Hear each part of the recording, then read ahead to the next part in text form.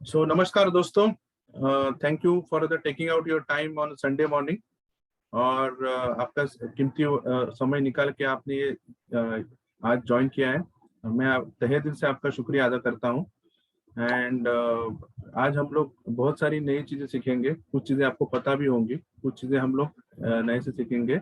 And and of the day I am sure that you will feel that you have taken lot of key takeaways from the today's session. तो मैं मेरा presentation चालू करता हूँ।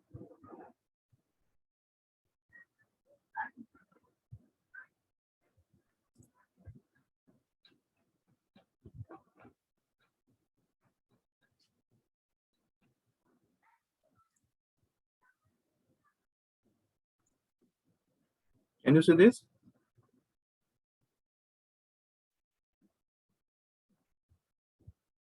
Is it visible? Can you just confirm?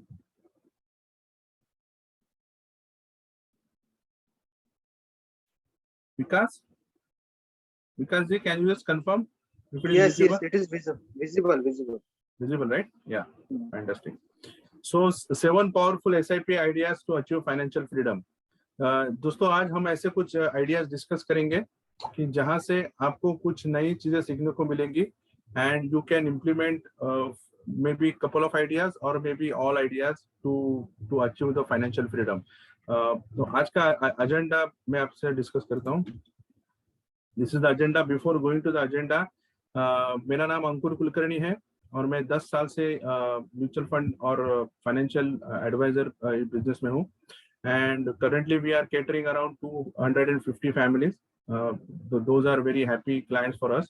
And my vision is to reach around 10,000 investors and make them financially, I mean, educate them properly and make them financially aware, so that they can achieve success in their life. And my vision is to create 1,000 families which can be happy families, जो कि जिनके हम लोग financial goal achieve कर पाए। तो चलिए शुरुआत करते हैं आज के एजेंडा से। तो आज हम सीखेंगे what is the true meaning of independence. Independence और फाइनेंशियल इंडिपेंडेंस का मतलब आज हम समझेंगे। Then we will discuss about 7 powerful SIP ideas कि मतलब जैसे कि मान लीजिए कि आपके जो आपने अभी आपका जो एसआईपी कर रहे हैं उससे यूज करके हम लोग आपका पेंशन कैसे क्रिएट कर पाएंगे। फिर अगर आपका होम लोन है तो वो होम लोन को हम लोग इंटरेस्ट फ्री कैसे कर पाएंगे, ठीक है। देन देयर आर कुछ फीस जो फिक्स्ड एक्सपेंसेस, एनुअल एक्सपेंसेस रहते हैं, उसमें हम लोग कैसे हम लोग इम्प्रूव कर सकेंगे जिससे हम लोग कुछ वैल्यू क्रिएट कर सके, कुछ वेल्थ क्रिएट कर सके आउट ऑफ दैट। और before going that we will discuss about the 3 key elements which are important to be successful using your SIP. मतलब एसआईपी तो हम सभी करते हैं, बट ये जो 3 पैरामीटर्स है ये बहुत इंपॉर्टेंट है हमारे सक्सेस में, और वो उसको यूज करके हम ये सक्सेस कैसे पा सकते हैं ये आज हम देखेंगे। तो शुरुआत करते हैं इंडिपेंडेंस। तो दोस्तों, हम में से सभी लोग लाइफ में इंडिपेंडेंट होना चाहते हैं। तो what is the meaning of independence? The meaning of independence is like that you are, मतलब आप आजाद हो, जो आप चाहते हो वो काम करने के लिए, ना कि जो काम आपको मतलब मजबूरन करना पड़े। सो फॉर एग्जाम्पल, अगर हम लोग मान लेते हैं कि आपको लाइफ में कुछ करना है, लेकिन आप कुछ कभी कभी कोई लोग कुछ चीजें मजबूरी से करते हैं because now they don't have a choice. तो हम ये चीज से इंडिपेंडेंस की तरफ कैसे मुड़े, और इंडिपेंडेंस पाने के लिए लाइफ में हमें फाइनेंशियल इंडिपेंडेंस होना बहुत जरूरी है। क्योंकि एक बार हम लोग फाइनेंशियल इंडिपेंडेंट हो जाए तो we can enjoy our independence very easily.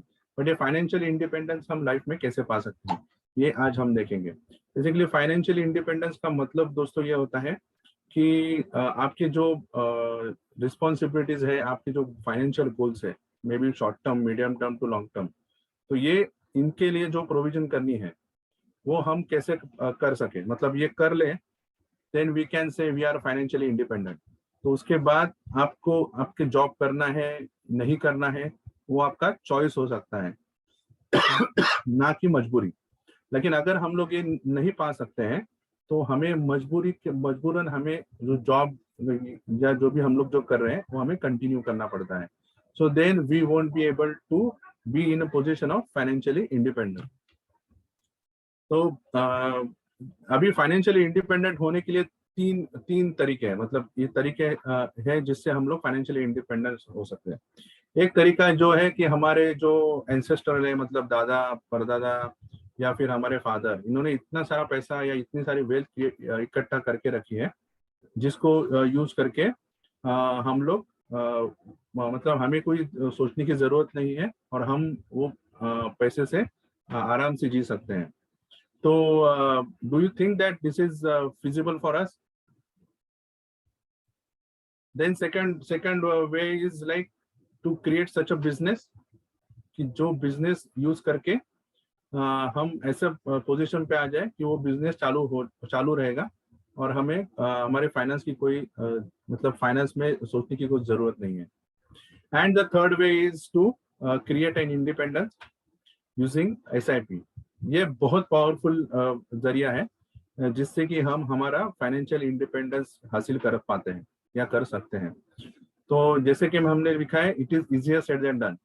हमारे SIP तो हम में से सभी लोग करते हैं, और बट ये तरीका आसान है, बट इसको कंटिन्यू करके पाना कुछ हद तक डिफिकल्ट है। मैं इम्पॉसिबल नहीं बोलूंगा, बट डिफिकल्ट है। तो इसमें there are few points which are very critical. तो पहला जो मुकाम है या पहला पॉइंट है, that is patience. Patience is a key to success, ऐसी कहावत है। तो पेशेंस बहुत, लाइफ में पेशेंस सभी जगह पे जरूरत है, और जब इन्वेस्टमेंट की बात आती है तो उसमें तो पेशेंस की बहुत इंपॉर्टेंस है। अभी फॉर एग्जांपल मान लीजिए कि हम हमारी अर्थ का एक पूरा चक्कर मारेंगे, तो उसमें कैसा होगा कि लेट्स से मान लीजिए कि हम हर एक दिन जो ट्रैवल किया उसका दूसरे दिन हम लोग उसका डबल ट्रैवल करेंगे। मतलब फॉर एग्जांपल आज हमने 100 मीटर से स्टार्ट किया, तो कल हम लोग उसका 200 मीटर्स ट्रैवल करेंगे। उसके बाद थर्ड डे को 200 मीटर्स का डबल, मतलब 400 मीटर्स ट्रैवल करेंगे। उसके बाद फोर्थ डे में 400 का डबल, मतलब 800। तो ऐसा करें हम लोग, ऐसा double every day we are going to make it double. So, what do you think? How many days, months, or years will it take for us to complete the rotation of the Earth? Please type your answers in chat box. दोस्तों, और मैं आपसे interaction की request करता हूँ, so that you will also understand and I will also feel that you are there and you are enjoying this. Please type in the chat box.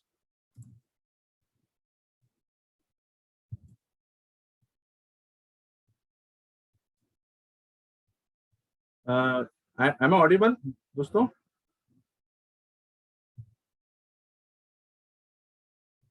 Vikas ji? Yes, you are audible. Yeah, so type in the chat box. I mean, how much time do you think that we would require to complete the rotation of Earth? मतलब ये हमने एक hypothetically एक road बना लिया है, और उसको कंप्लीट करने के लिए हमें कितना टाइम लगेगा? Just type in the chat box.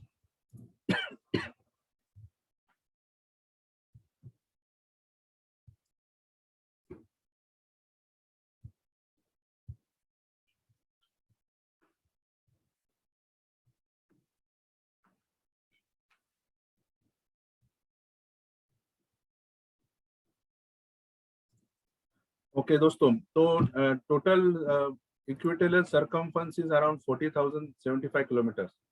तो अगर हम लोग ये इसी तरह से डबल दुगना ट्रैवल करना चालू करते हैं, तो 19th डे पे हम जो डिस्टेंस ट्रैवल करेंगे, that will be around 39,321 kilometre. तो मतलब 20 दिन कंप्लीट होने के पहले ही हमारा ये जर्नी खत्म हो जाएगा। So this is possible because the power of compounding. ये पावर ऑफ कंपाउंडिंग की वजह से ये पॉसिबल हो सकता है। लेकिन दोस्तों, अगर ये जर्नी में हम लोग अभी 10 दिन का ट्रैवल करते रुक जाते थे, तो what do you think how much distance would have been covered? मतलब हम कितना डिस्टेंस कवर कर पाते थे? Do you have any guess? Can you just type in chat box, कितना डिस्टेंस हम लोग कवर कर पाते थे?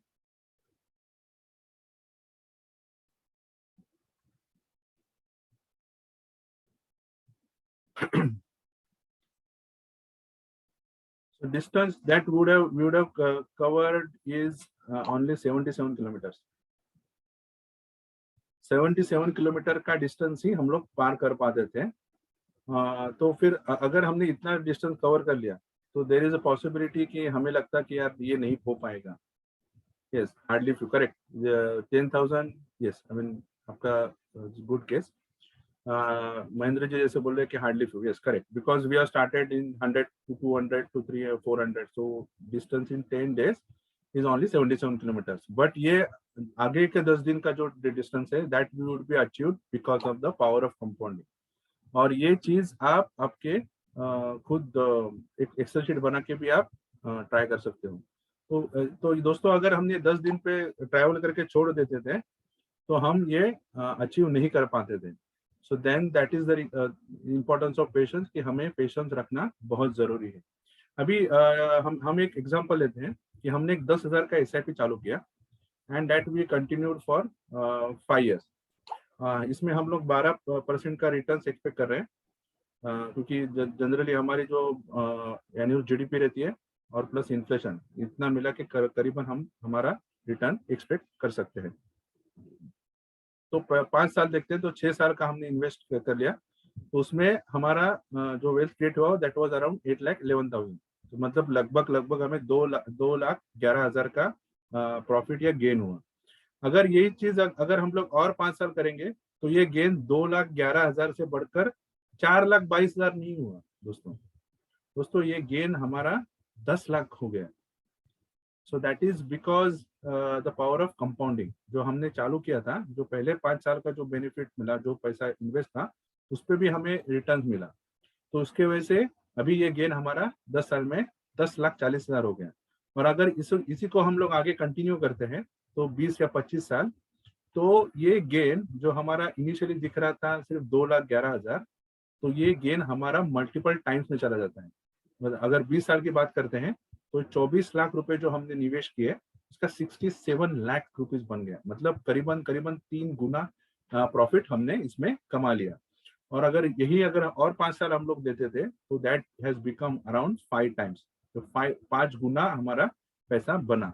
तो for compounding it required to have a patience in our life. मतलब पेशेंस की बहुत ज्यादा जरूरत है, इसी वजह से हम बड़ा पैसा बना सकते हैं। सेकंड थिंग इज, मैं आपको बताना चाहता हूँ कि इक्विटी में रिटर्न्स आर नॉट लीनियर। मतलब अभी जैसे मान लीजिए कि हमने एक फिक्स डिपॉजिट कर ली, तो 1 लाख की फिक्स डिपॉजिट कर ली, हमारा रेट करीबन 6% है। तो इसमें रिटर्न्स कैसे बनेंगे? हर साल 6% का रिटर्न बनेंगे, मतलब 6,000 6,000 6,000 6,000 6,000, करेक्ट। लेकिन इक्विटी में रिटर्न्स ऐसे नहीं बनते हैं। इक्विटी में रिटर्न्स कैसे बनते हैं? मतलब मान लीजिए कि if you take average of 12% जो हमने डिस्कस किया, तो we consider this average for let's say 5 years और 10 years। तो उसमें होता कैसे है कि पहले साल आपको मिला 15%, दूसरे साल मिला आपको 10%, तीसरे साल में भी पॉसिबल है कि आपको 5% हो गए, फिर चौथे साल आपका रिटर्न बन गया 20%। तो ये ऐसा 5 या 10 साल का हम लोग जो निवेशित रहते हैं, तो उसी के वजह से हमारा ये 12% जो हम लोग एवरेज पकड़ते हैं, ये over the longer period of time बन जाता है। तो इसीलिए इसमें हमें बहुत देर तक निवेशित रहना बहुत इम्पोर्टेंट है। अभी this is I will explain you the story of the Chinese bamboo. आपने चाइनीज बाम्बू सुना होगा। तो Chinese bamboo is the longest and tallest grass in the world. Chinese bamboo जब उसके पूरा उसका जो ग्रोथ हो जाता है, उसका हाइट होता है 90 फीट। और वो ग्रास या फिर वो उसका ग्रोथ होने के लिए उसको करीबन 5 साल लगते हैं। 5 साल 3 महीने की पीरियड उसको उसमें रिक्वायर्ड होता है। तो ये चाइनीज बाम्बू अगर 5 साल में उसका ग्रोथ 90 फीट हो जाता है, तो कैन यू गेस कि वो 1 साल में उसका कितना हाइट होगा या कितना ग्रोथ हुआ रहेगा? Please type in chat box.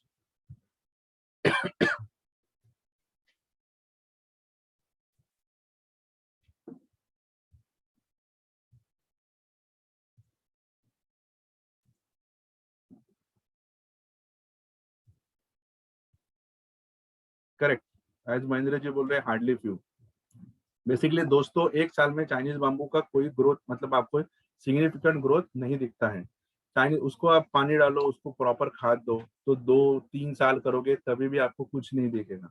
और धीरे धीरे जैसे आप 4 साल के आगे जाओगे तो थोड़ा सा आपको कुछ इंच का दिखेगा।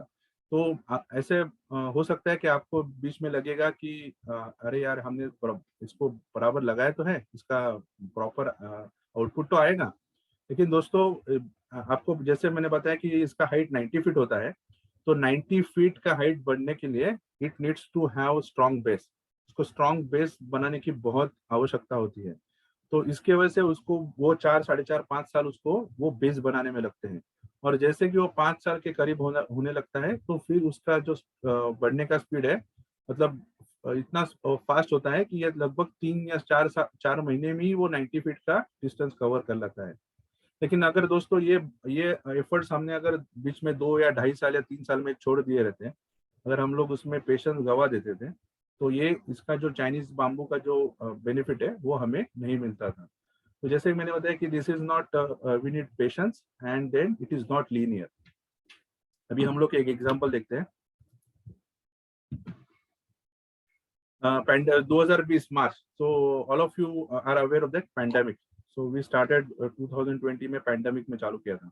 तो उसके पहले 5 साल की जो SIP की थी, तो ये जो फंड्स जो हमने लिए, this is just for the purpose of understanding, these are not the investment advice.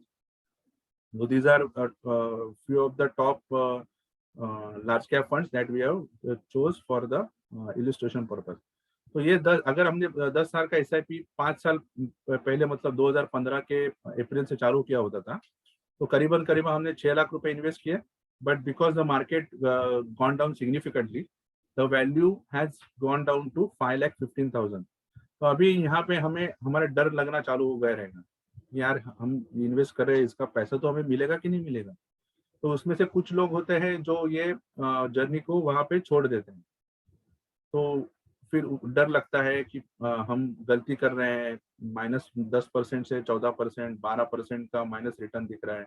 तो लगभग लगभग अगर अभी देखोगे तो लगभग लगभग ये लॉस अराउंड 50-60,000 से 80,000 तक दिख रहा है। तो मतलब इतना सारा लॉस आपको दिख रहा है, मतलब 5 साल निवेश करने के बाद भी। तो डर लगना मुमकिन है कि आपको डर लगेगा, लेकिन ये डर को आपको कंट्रोल करना है। तो डर के आगे जीत है। तो यही अगर SIP हम लोग कंटिन्यू कर देते एंड अनदर 15 मंथ्स, तो मतलब 6 लाख निवेश हो गया और उसके ऊपर 1.5 लाख रुपया, तो that investment amount is around 7.5 lakh. तो अभी ये जो रिटर्न्स है, सो दैट कम्प्लीटली चेंज। तो इफ यू सी नाउ, तो जो 10% या 80,000 90,000 का जो लॉस दिख रहा था, now you can see the significant gain of around 3.5 lakhs to 4 lakhs। और तो अगर मुनाफा देखोगे तो करीबन करीबन ये 50 से 55-60% तक ये आपको रिटर्न दिखेगा। So that is how equity works. Equity doesn't work linear एक साइड पे, it works in the different volatility और different ups and downs में काम करती है। So that is the reason we need to stay long over the period of time। और हमें हमारे कंट्रोल मतलब फियर पे कंट्रोल होना चाहिए, क्योंकि डर तो सबको लगता है, सबको लगता है, गला सबका सूखता है। और वो डर में हमको कंट्रोल करके उस पर कंटिन्यू करना है। अगर ये 5 साल के बाद हम लोग ये SIP छोड़ देते थे, तो हम श्योरली वो लॉस बुक करते थे, मतलब 50 से 60,000 का जो लॉस था वो हमने बुक किया रहता था। बट हमने उस पर कंट्रोल करके आगे निवेश चालू रखा, और then we would have enjoyed that game.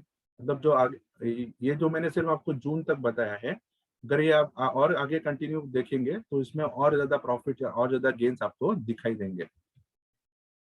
दोस्तों अभी आपको दिख रहा है, this is the roller coaster. This is the roller coaster, is the fastest roller coaster in the world. Can you guess where it is? Please type your answers in chat box. ये दुनिया का सबसे fastest roller coaster है। आप guess करोगे कि ये कहाँ पे है?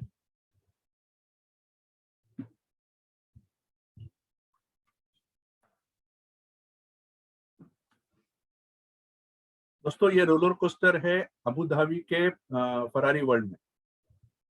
उसको if you see the architecture, ये रोलर कोस्टर को कंप्लीट करने में सिर्फ 1.5 मिनट लगता है। तो अब जब हम ये रोलर कोस्टर में बैठते हैं, तो I think everybody must have seen और enjoy the ride of the roller coaster at some point in time. तो हर एक ने ये रोलर कोस्टर का बेनिफिट या मजे लिए रहेंगे। तो जब हम रोलर कोस्टर में बैठे हैं तो हमें थोड़ा सा तो डर लगता ही है। जब ऊपर जाते हैं तो बहुत मजा आता है, बट जैसे ही वो ऊपर जाके नीचे का जर्नी चालू हो जाता है तो हर एक जन को डर लगता है। डेफिनेटली, श्योर, करेक्ट है ना, सबको डर लगता है ना। तो जैसे जैसे हम लोग नीचे आना चालू होते हैं तो डर बढ़ने लगता है। बट जैसे हम लोग नीचे आते हैं फिर वापस वो रोलर कोस्टर ऊपर जाना चालू होता है तो वी एंजॉय। तो मतलब ओवर जैसे कि हम लोग पूरी जर्नी देखते हैं तो डर थोड़ा सा लगता है, but end of the day we enjoy that journey. तो उसी तरह से मार्केट में भी दोस्तों ऐसा ही होता है कि जब मार्केट ऊपर जाता है तो मजा सबको आता है, बट नीचे जब आना चालू होता है तो थोड़ा सा डर लगता है। लेकिन हमें वो डर को कंट्रोल करना है ना, कि मतलब अगर ये नीचे रोलर कोस्टर से नीचे आते हुए can you imagine you just broke that shield and you just jump out of it, ऐसा तो हम लोग नहीं करते, करेक्ट। तो उसी तरह से हमें हमारे इन्वेस्टमेंट में निवेशित रहना है। we should not get out of that, or we should not sell that investment or stop that investment and get out of this। दोस्तों ये जो चार्ट है ये 2003 से 2007 के बीच में, जहां पे मार्केट सबसे बड़े बुल रन में था। तो सेंसेक्स करीब 2800 से 3000 में था and it has seen the top of 21,000। मतलब 4 साल में अब देखोगे तो लगभग 7 गुना का सेंसेक्स में 7 गुना का सेंसेक्स में रिटर्न्स आए हैं। तो ये रिटर्न्स है, ये एक साइड पे नहीं मिला है, मतलब तो उसमें there are significant amount of correction, मतलब there are corrections of around 24% if you see, then there are correction of 9%, then 26%। तो जैसे रिटर्न्स ऊपर जा रहे हैं ये मजे आ रहे हैं, वैसे थोड़ा सा करेक्शन भी आएगा, बट वो करेक्शन में हमें डरना नहीं है और वो करेक्शन से हमें भागना नहीं है। So there are options like whether आप उसमें भाग लो, मतलब पार्टिसिपेट करो, या भाग लो मतलब भाग जाओ। तो अगर हम इस से भाग जाएंगे तो हम लोग वेल्थ क्रिएट नहीं कर पाएंगे। और most of the 90-95% of the investors did made the significant wealth in this period. मतलब सेंसेक्स 7 गुना का रिटर्न दे दिया, लेकिन हमने वो रिटर्न या मोस्ट ऑफ द इन्वेस्टर्स ने रिटर्न नहीं बनाया, क्योंकि जब नीचे सेंसेक्स आना चालू हो गया तो वो डर गए, उन्होंने बेच दिया या फिर निवेश रोक दिया and they get out of it. तो इसकी वजह से वो रिटर्न्स नहीं बना। लेकिन जो नीचे आने के बाद जो ऊपर वापस जर्नी चालू हो गया उसमें वो रिटर्न, जैसे हमने पिछले एग्जांपल में भी देखा, significant amount of returns we have made. तो इसके लिए वो उसमें निवेशित रहना बहुत इंपॉर्टेंट है। तो अभी आपके मन में आता रहेगा कि so when will the market will correct, how much will it correct, and how long it will take to recover. तो दोस्तों बिलीव मी, इसका आंसर किसी को पता नहीं रहता है। अगर आपको कोई बोल रहा है तो आई एम श्योर कि वो झूठ बोल रहा है, बिकॉज सेंसेक्स मार्केट का खुद का नजरिया रहता है। There are events that takes place in the market. तो अभी एग्जांपल देखते हैं तो देख लीजिए कि there are .com bubble in 2000, then there was election, 2004 election. So after election, because NDA didn't win, so उसके वजह से मार्केट ने बड़ा अराउंड 27% का क्रैश हो गया। Then there are multiple like Lehman Brothers, सबको पता है। And the recent one is like the corona virus.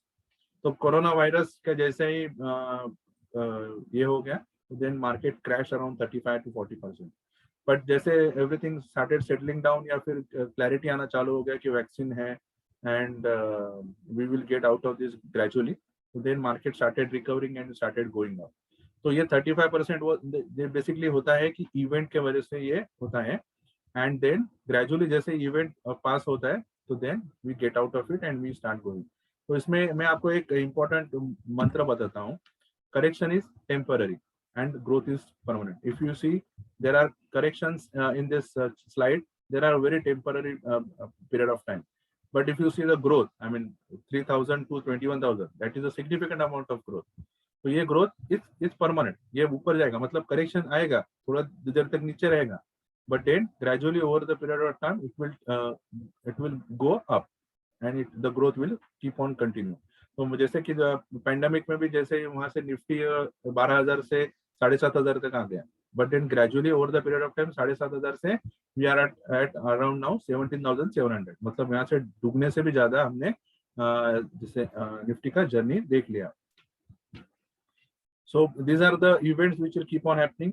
और ये इवेंट पे हमको रिएक्ट नहीं करना है. We have to stay invested and we have to focus on our goals. क्योंकि because of one event, एक इवेंट की वजह से हम हमारे गोल्स चेंज नहीं करते हैं.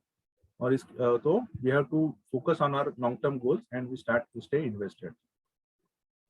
And the third most important devil is there is another problem that there is a one devil. तो वो बताने के पहले मैं आपको एक स्टोरी बताना चाहता हूँ. This is a story of Napoleon. Napoleon Bonaparte was one of the French emperor. तो उसको पूरे जग पे कंट्रोल करा था. मतलब he wanted to win all the countries and every part of the world. So he has conquered many countries. And you must be aware of the story of Waterloo की battle. तो वहाँ पे क्या हुआ दोस्तों, यहाँ पे वेलिंगटन राजा का एक ये था. तो उसको वो कॉन्कर करना था. मतलब वो जो उसको कॉन्कर करने के लिए उसको 2 या 3 घंटे का टाइम सफिशिएंट था. तो नेपोलियन की जो सेना थी वो वहाँ पे पहुंच गई शाम को. एंड देन दे फेल्ट कि आराम से 2 घंटे में तो करना है, तो इसको अभी नहीं करते, सुबह उठ के करते हैं. तो दे रिलैक्स, मतलब रात को बोले रात को आराम करेंगे एंड सुबह उस पे वेलिंगटन के किंग पे अटैक करेंगे एंड देन 2 घंटे में या 3 घंटे में हम लोग उसको जीत लेंगे. तो जैसे रात को रुक गए तो रात में बहुत ज्यादा बारिश वहां पे हुई और सब जगह पे कीचड़ हो गया. फिर उसकी जो आर्मी थी वो सो नहीं पाई ठीक से and then they were not disturb in the morning. तो सुबह जैसे नेपोलियन ने बोला कि then now we start attacking. तो उसकी जो मेन इम्पोर्टेंट जो मंत्री थे वो उन्होंने कहा कि नहीं रुकते हैं 2-3 घंटा, जरा लेट एवरीबडी सेटल डाउन, फिर आराम से अटैक करेंगे. तो नेपोलियन को उनको कन्विंस करने में 2 या 3 घंटे निकल गए. और वो 2-3 घंटे के टाइम पे there was Persian army, Persian king ने पर्शियन आर्मी भेज दी for the help of the Wellington king. तो अभी दोनों साइड से अटैक हो गया. तो then Napoleon could not sustain and फिर वो जंग हार गया. तो जस्ट देख ले दोस्तों, this is the reason of procrastination, जो हम लोग को डिले करते हैं चीजों को. तो कुछ ही घंटों का डिले उन्होंने कर लिया. मतलब अगर एक तो वो रात को अटैक कर सकते थे, वो उन्होंने नहीं किया. वो दूसरा सुबह अर्ली मॉर्निंग जैसे उन्होंने प्लान किया था वैसे उन्होंने अटैक नहीं किया. और वो जो डिले कुछ घंटों का डिले हो गया, वो प्रोक्रेस्टिनेशन की वजह से नेपोलियन ये जंग हार गया. और उसका जो सपना था सबको रूल करने का, वो अधूरा का अधूरा ही रह गया. So this is also keeps this is also very important in our life. मतलब हम लोग सोचते हैं कि यार SIP आराम से करेंगे, पहले अभी एंजॉय करते हैं, 5 साल एंजॉय करेंगे, फिर देखेंगे, फिर निवेश करेंगे, फिर हमारे बाकी के जो गोल्स है उसके लिए देखा जाएगा. तो हम ये प्रोक्रेस्टिनेशन हमारी लाइफ में बहुत बार करते हैं और ये प्रोक्रेस्टिनेशन की वजह से हम significant amount of wealth create नहीं कर पाते हैं. तो ये now we will start with the 7 powerful ideas. तो बिफोर हम लोग जो अभी जो प्रोक्रेस्टिनेशन का जो डिस्कशन है वो हम इसी पॉइंट के अंदर करेंगे. So we will take the first thing, creating corpus for your retirement. Basically दोस्तों, हमारे जो पूर्वज मतलब दादा परदादा थे, उनके टाइम पे pension was one of the key parameter. मतलब सोशल सिक्योरिटी हमारे लिए अभी बहुत कम हो गई है, और उनके टाइम पे उनको पेंशन मिलती थी. So that will take care of their livelihood after their retirement. मतलब रिटायरमेंट के बाद उनका जो गुजारा होने के लिए then they used to get pension. But अभी लगभग पेंशन हम में से किसी को नहीं मिलती है. So then we need to create some avenues or some amount of pension, significant amount of pension that will take care of our livelihood after the retirement. जो हमें रिटायरमेंट के बाद पहले हमें इकट्ठा करनी है. तो ये हम कैसे करेंगे? There are 2 ways. एक तो पहले तो मतलब SIP करेंगे. तो SIP से हम लोग एक किटी बनाएंगे, कॉर्पस बनाएंगे, and then after retirement we will use that. तो SIP तो सबको पता है, सिस्टमेटिक इन्वेस्टमेंट प्लान. हम मंथ ऑन मंथ बेसिस पे उसको निवेश करेंगे. और SWP क्या है? Systematic withdrawal plan. तो SWP का मतलब क्या होता है कि जैसे SIP है उसका एग्जैक्ट अपोजिट मतलब मंथली बेसिस पे हमने इन्वेस्ट कर दिया SIP में, तो ये SWP में हम लोग मंथली बेसिस पे एक सर्टेन अमाउंट या fix amount will withdraw for our livelihood, या फिर हमारे जो गोल्स के लिए हम लोग विड्रॉ करेंगे। उसका मैं आपको एक एग्जाम्पल से समझाना चाहता हूँ। तो मान लीजिए हम में से एक क्लाइंट, एक बंदा है प्रशांत शर्मा। तो उसके अभी की एज है 28 year and he is planning for the retirement with the SIP amount of let's say 10,000। तो ये 10,000 का SIP वो 28 के एज पे करता है and he continued that investment till the age of 55, यहाँ पे उसको रिटायरमेंट लेंगे। तो considering rate of 12%, so he would be able to create a corpus of around 2 crore 16 lakh rupees। ठीक है दोस्तों, अभी ये इतना अच्छा खासा उसने कॉर्पस बना लिया। अभी 2 करोड़ 16 लाख का कॉर्पस उसका बन गया है। लेकिन दोस्तों मान लीजिए कि जैसे कि हमने डिस्कस किया प्रोक्रेस्टिनेशन, अगर ये प्रशांत है, ये हाँ सॉरी, तो 2 करोड़ 16 लाख का कॉर्पस हमने बना लिया, तो फिर ये कॉर्पस अगर चाहिए तो हम कोई डेट फंड या सेफ फंड में डालेंगे, जहाँ पे हमें 6% का रिटर्न सालाना मिलेगा। और वो 6% अगर पकड़ोगे तो लगभग आधा % पर मंथ हो जाता है। तो लगभग 1,08,000 का रिटर्न हमको उस पे से मिलेगा and that is the amount that will withdraw as a pension. और जो हमारा 2 करोड़ 16 लाख है वो वैसे के वैसे सेफ रहेगा। मतलब 1,08,000 हमें पर मंथ मिल गया और हमारा कॉर्पस था वो इंटैक्ट रहेगा। तो this is how we can generate pension for us. लेकिन अगर ये प्रशांत अगर ये डिले करता था, मतलब जैसे प्रोक्रेस्टिनेट करता था कि यार मैं 1 साल के बाद इन्वेस्टमेंट करूंगा, तो 10,000 का मंथली SIP था, तो 10,000 इंटू 12 मतलब 1,20,000 का निवेश कम कर दिया। बट अभी आप देखोगे कि जो 2 करोड़ 16 लाख का अमाउंट बनने वाला था, वो बना सिर्फ 1 करोड़ 91 लाख। तो अभी आप सोचोगे कि यार 1,20,000 का तो निवेश कम कर दिया, बट इतना कम कैसे हो गया? तो दोस्तों ये कम इसके वजह से हो गया कि जो पहले साल का जो निवेश था that has gone compounded for next 26 years, 27 years का कंपाउंडिंग उसमें हो गया।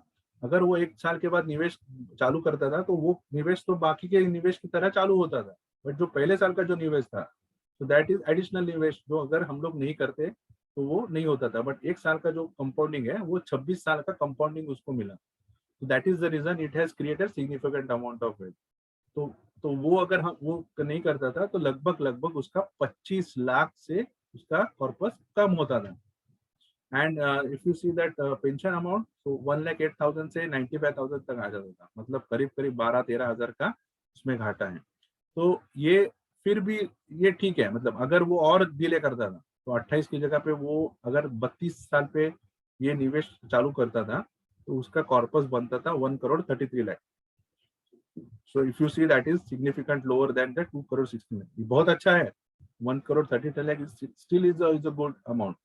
लेकिन वो जो उसका जो पेंशन 1,08,000 का मिलने वाला था वो बन गया अभी 66,000।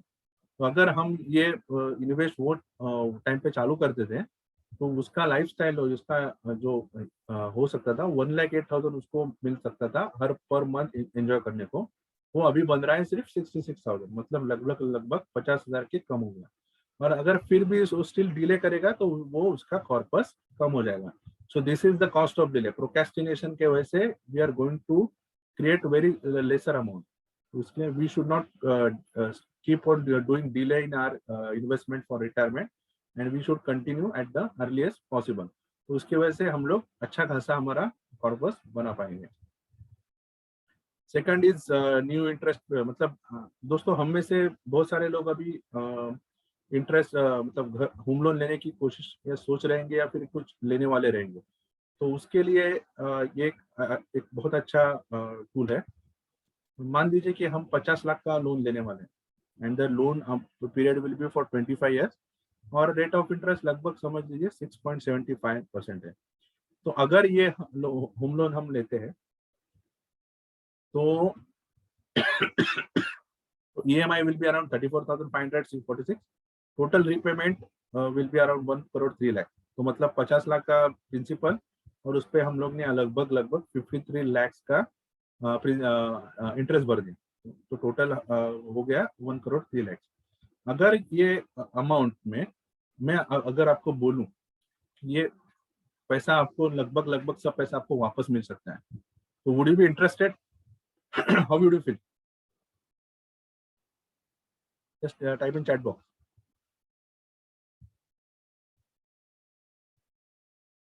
Yes, you would feel excited, right? So दोस्तों ये कैसे कर सकेंगे? ये जैसे कि हमने 34,500 का इंस्टॉलमेंट चालू किया, तो उसी के 20%, करीबन 20% का हम SIP चालू करेंगे, और ये SIP हम 25 साल के लिए कंटिन्यू करेंगे। तो मतलब हमको पेमेंट करना है 1,03,00,000, जो principal plus interest, and now ये SIP 21 लाख। तो ये अगर हम लोग टोटल कर लेते हैं तो हम लोग लगभग 1,24,00,000 का अमाउंट पे करेंगे। अभी आप बोलोगे दोस्तों कि मैं हमारा EMI तो भर रहा हूँ, अभी ऊपर से SIP कैसे करूँ? तो मान लीजिए कि दोस्तों अगर ये रेट ऑफ इंटरेस्ट 6.75 के जगह पे अगर 8-8.5% या 9% हो गए, तो आप क्या करोगे? तो क्या आप बंद कर दोगे लोन देना, या फिर आप घर बेच के निकल जाओगे? नहीं ना, आप कुछ तो एडजस्टमेंट करोगे। So we need to do some adjustment, and we have to make some flexibility in our finance, and we have to create this much of SIP. तो ये जो बताया मैंने कि 21 लाख का हमने अभी SIP में निवेश कर दिया, एंड 1,03,00,000 का हमने टोटल EMI पे कर दिया, तो टोटल हमारा पेमेंट हो गया है 1,25,00,000। तो जो अभी SIP जो हमने 21 लाख का निवेश किया है, उसका अमाउंट विल बी अराउंड 1,19,00,000। तो हमारा इंटरेस्ट तो निकल गया और प्रिंसिपल भी ऑलमोस्ट निकल गया, तो लगभग हमने हमारा ये गोल अचीव कर लिया। मतलब 1,25,4 लाख के जगह पे 1,19,00,000, मतलब हमारा इंटरेस्ट प्रिंसिपल निकल गया और मोस्टली सभी अमाउंट हमने रिकवर कर लिया। How do you feel? How is this? Just rate in from 10 to 1, मतलब if you feel it is excellent, so just put give the rating of 10. If you feel it is not that worth, then maybe you can give rating of 1 or 2.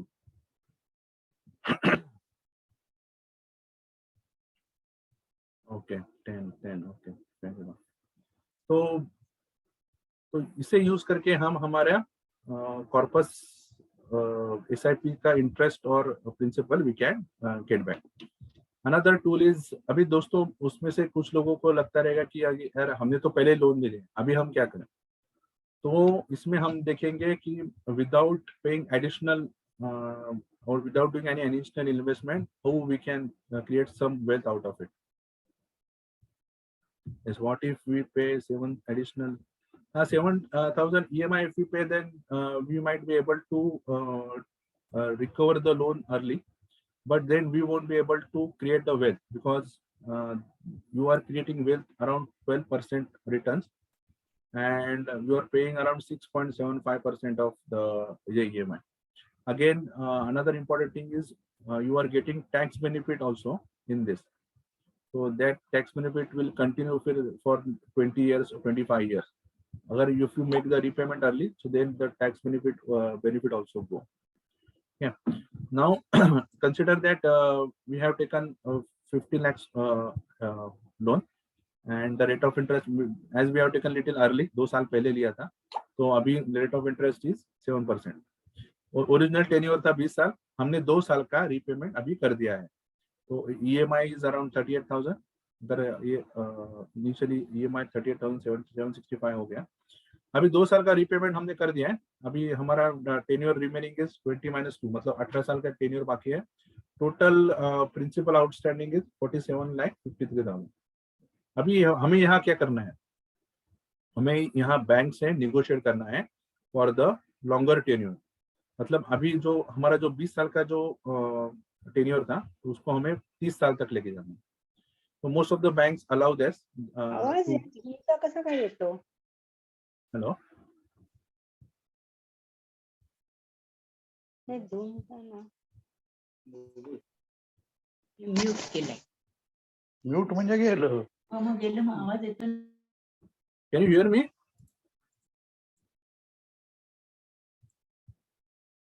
Hello, Am I audible, friends?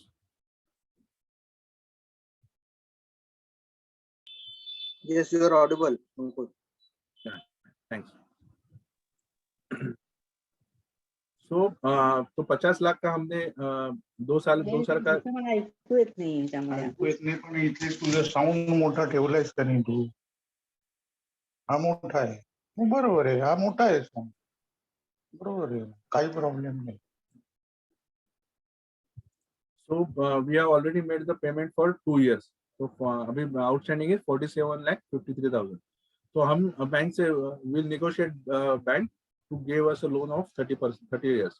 So most of the banks do this and they do allow, मतलब ये allow करते हैं. अगर वो आपका bank आपको allow नहीं करता है, तो you can shift that loan to the bank which is allowing.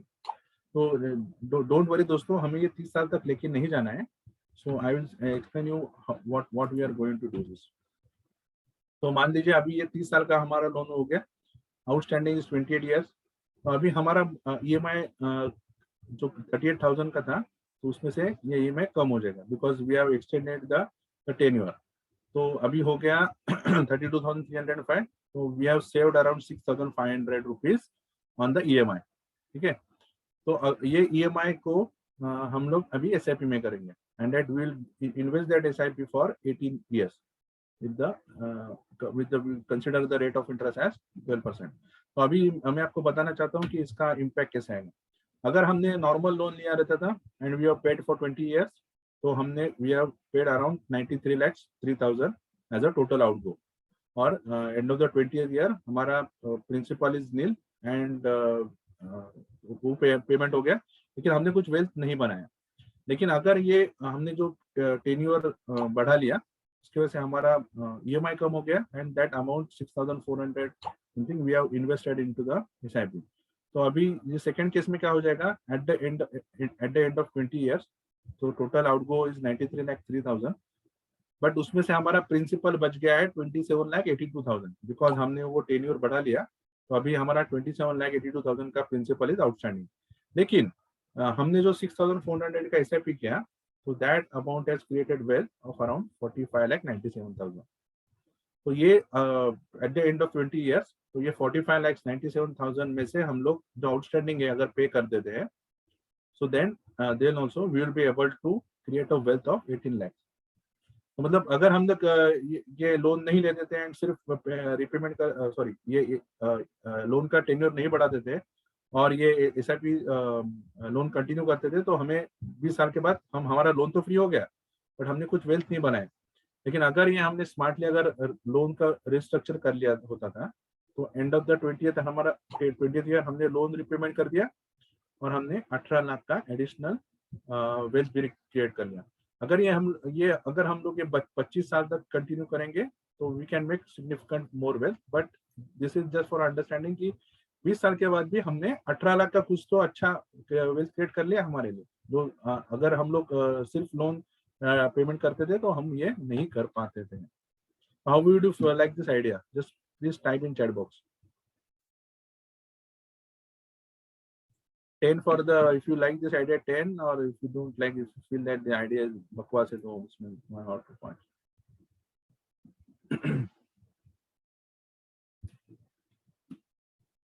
And 10. So most of them are feeling excited about this. चलिए दोस्तों, फिर हम आगे की तरफ बढ़ते हैं. The fourth idea, top up SIP. अभी हम में से सभी लोग SIP करते हैं. तो मान लीजिए कि आज हमारा इनकम 50,000 है, हमारे खर्चे 30,000 है, और हम ये जो 20,000 का बचत है, उसमें से 10,000 की हम SIP कर दें या 15,000 की SIP कर दें. ठीक है, तो 2 या 3 साल के बाद हमारा इनकम बढ़ गया, या 5 साल में हमारा इनकम बढ़ गया, तो वो समझ लीजिए 50,000 से 1 लाख हो गया, और हमारे खर्चे भी समझ लीजिए दुगना हो गए. तो 30,000 से वो भी 60,000 हो गए. लेकिन दोस्तों, हम में से बहुत सारे लोग SIP का अमाउंट हर साल नहीं बढ़ाते हैं. हम में से मतलब जो जैसे हमारा इनकम बढ़ रहा है, उसी तरह से हम हमारा SIP में निवेश बढ़ाते नहीं है. तो मतलब 1 लाख का आपका इनकम हो गया, 60,000 का आपका एक्सपेंस हो गया, बट आपका जो SIP का अमाउंट है, इट इज स्टिल 10,000. तो वो उसे भी हर महीने या हर साल, सॉरी नॉट हर महीने, हर साल उसको भी जैसे आपका इनकम बढ़ रहा है उसी तरह से उसको बढ़ाने की भी जरूरत है। तो this is called as top up SIP. मतलब एक परसेंटेज हम लोग लेंगे जहाँ पे हम हर साल उसको हमारे एसआईपी को धीरे धीरे बढ़ाते रहेंगे। तो अभी मैं आपको एक्सप्लेन करता हूँ कि इसका इम्पैक्ट कैसा आएगा। तो हमने देख लिया 10,000 का एसआईपी किया, ये 20 साल का हमने टेन्योर रखा, ठीक है। तो अभी हमने कितना बना लिया, 98,000 का हमने कॉर्पस बना लिया। कैसा है ये कॉर्पस, कैसा है, इट इज फैंटास्टिक। बट अगर अगर हम 10,000 का एसआईपी पे हर हर साल अगर 10% का टॉपअप कर दे, मतलब आज 10,000 का एसआईपी है तो नेक्स्ट ईयर 10% मतलब 11,000 हो गया, फिर उसके अगले साल 11,000 पे 10%, तो मतलब धीरे धीरे हम लोग हर साल अगर एसआईपी का अमाउंट बढ़ेंगे, can you guess what is the amount? Amount will be 1,86 lakh. मतलब ऑलमोस्ट लाइक आपका दुगना हो गया, मतलब अदर दुगने से भी ज्यादा हो गया। तो just a small increase in your SIP amount, a top up SIP can create or can significantly make your wealth on a higher side। मतलब ये आपका SIP जितना होने वाला था पर्पस उससे मोर देन डबल हो गया। तो we have to keep on adding our SIP every year as per increment in our investment, income। तो fifth example is discount on annual expenses. दोस्तों हम में से बहुत सारे लोग there are significant amount of annual expenses करते हैं, जैसे कि पेइंग स्कूल फीस या पेइंग इंश्योरेंस प्रीमियम या फिर कुछ ट्रैवलिंग के लिए प्लानिंग करते हैं। तो अगर जैसे कि मेरे बेटे के स्कूल में है, if I need to make a payment at a lump sum, so starting of the year I need to make a payment of let's say 1,25,000। लेकिन अगर ये पेमेंट अगर मैं क्वार्टरली करता हूँ तो then they add some amount to that expense.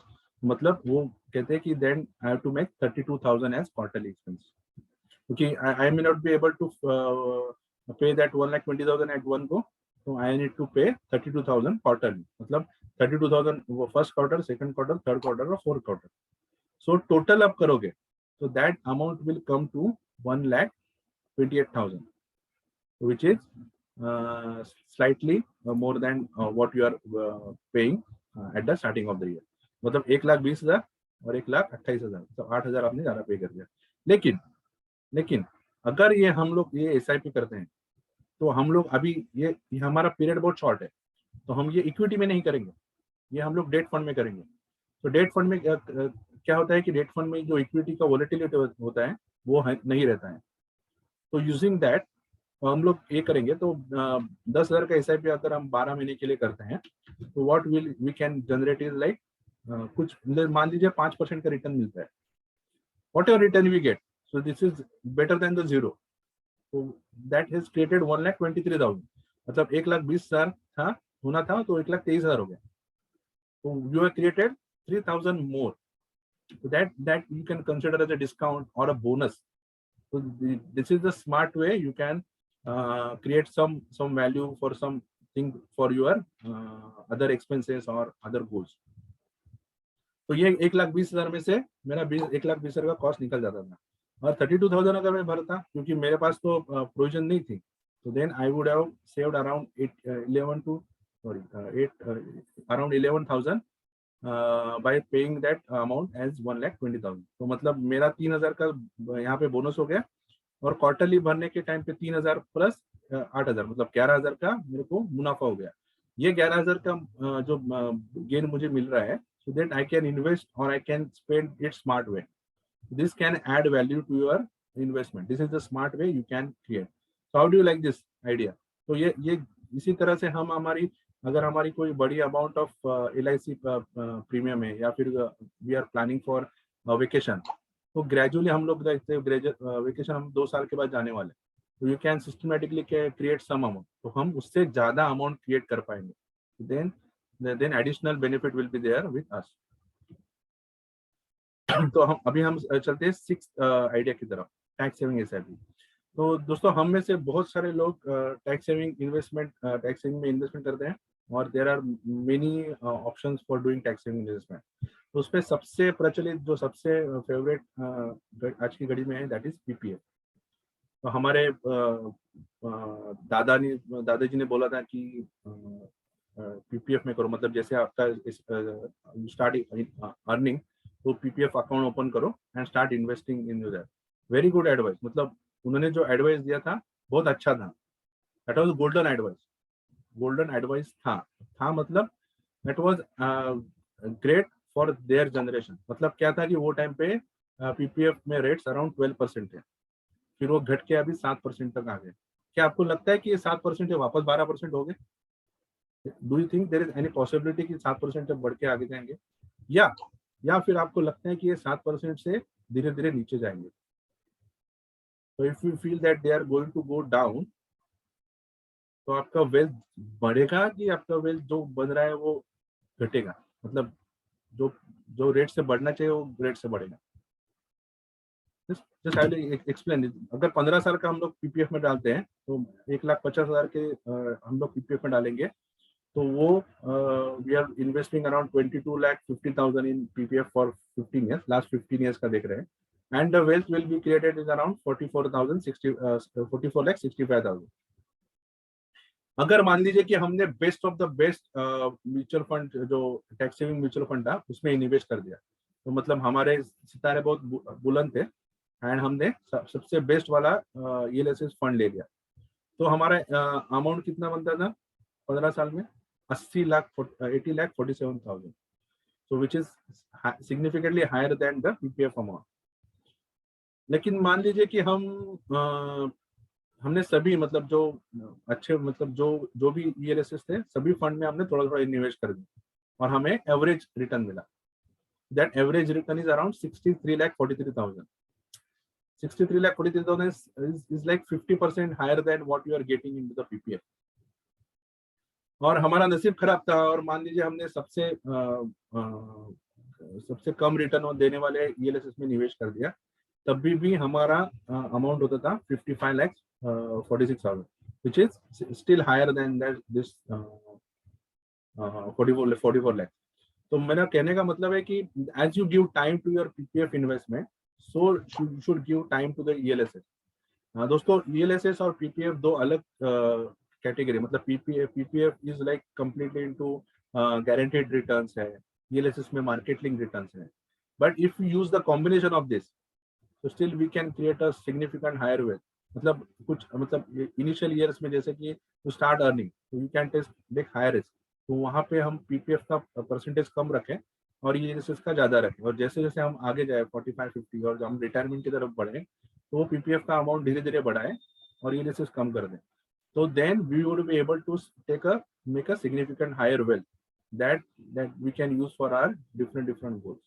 दोस्तों हमारे अर्लियर जनरेशन में ऑप्शंस कम थे इन्वेस्टमेंट के, और उसमें क्या था कि 12% का रिटर्न मिल रहा था तो कोई प्रॉब्लम नहीं था, बट जैसे जैसे अभी हम लोग बढ़ रहे हैं तो डेट के रिटर्न्स कम धीरे धीरे कम हो रहे हैं, तो हमारे we need to look at our inflation and the returns what we are getting into the different asset classes, तो उसी हिसाब से हमें ये निवेश करना चाहिए।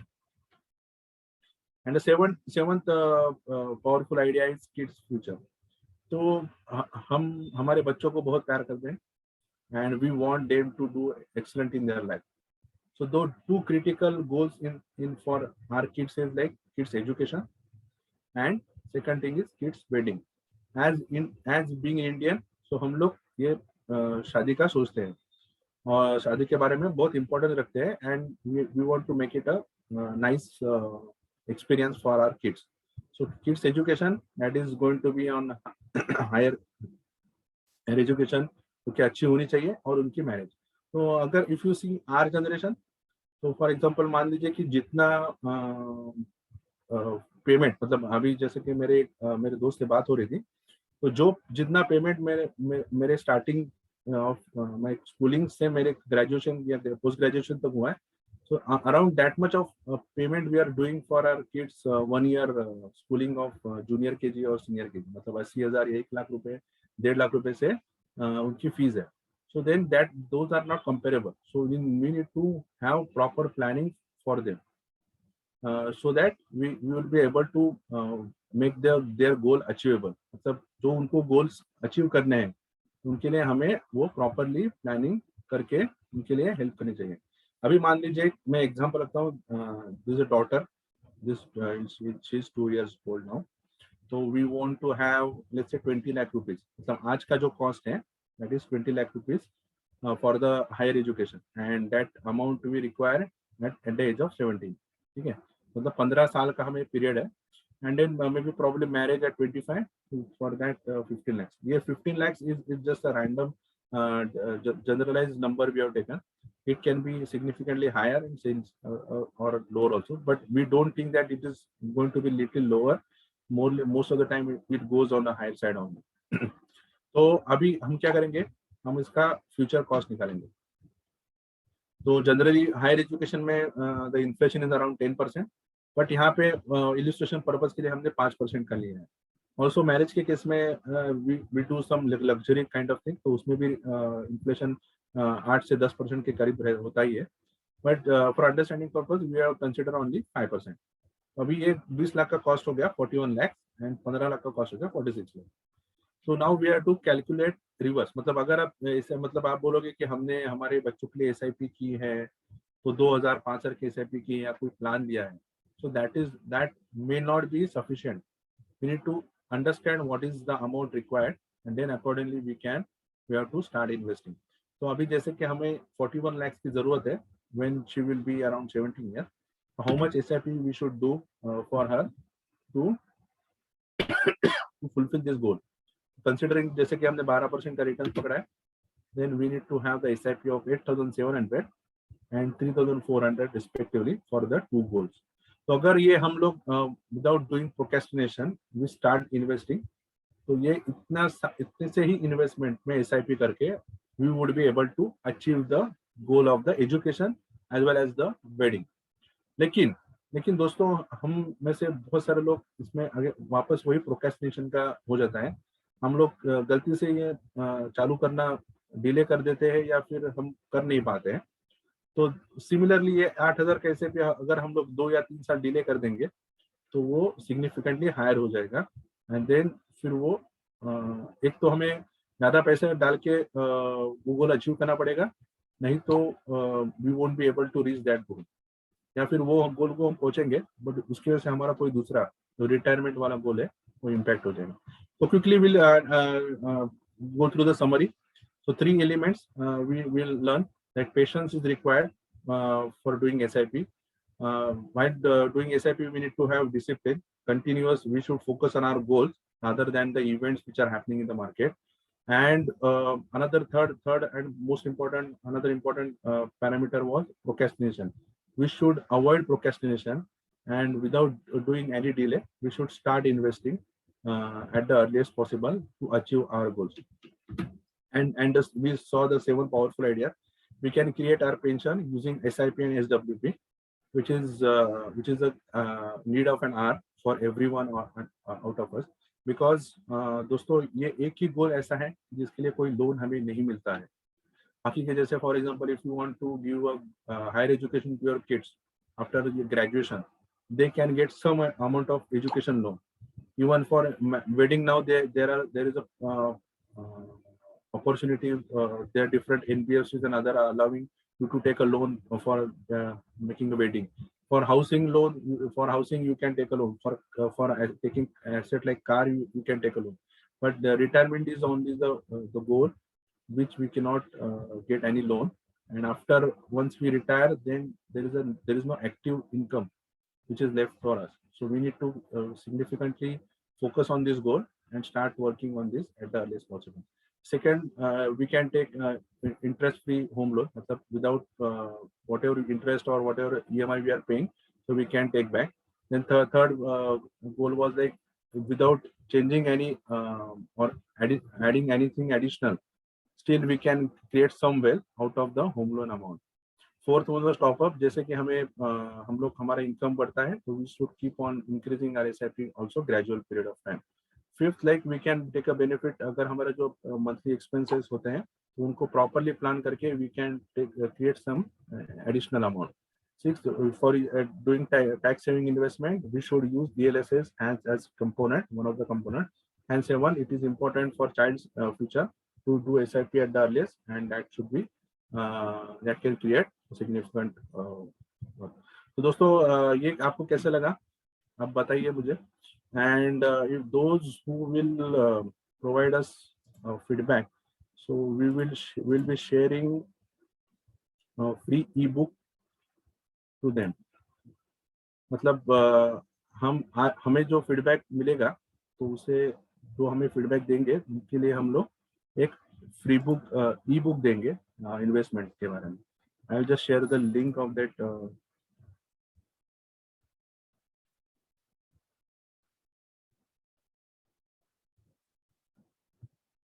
So if you have any queries or any doubt, we can start with this.